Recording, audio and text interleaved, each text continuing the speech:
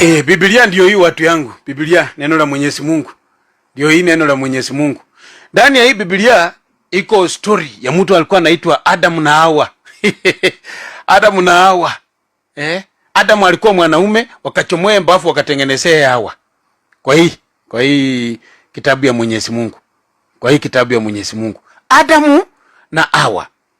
Adamu alienda kutembea. Sijui alikwenda kutafuta sungura ama samaki ama alienda kutafuta nini. Akawacha bibi peke yake. Aliwacha bibi nani? Peke yake.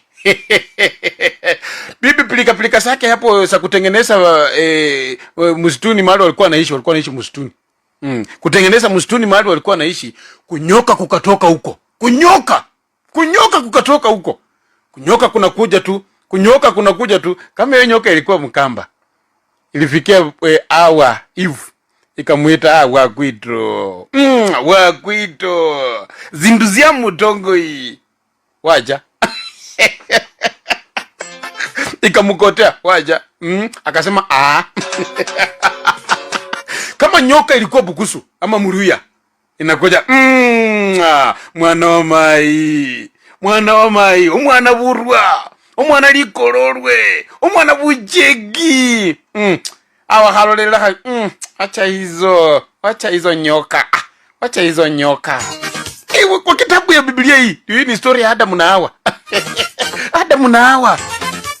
Hiyo ni story yao. Sasa kitu mbaya kama hiyo nyoka ilikuwa Jaluo. Kama hiyo nyoka ilikuwa Jaluo, kunyoka kunakuja tu baby na. A sweeto. A girl to. Jaber, why are you walking naked? Kwa Bible, ni neno la Mungu. Usi makosa ya Eve ni mistari ya kutoka kwa nyoka.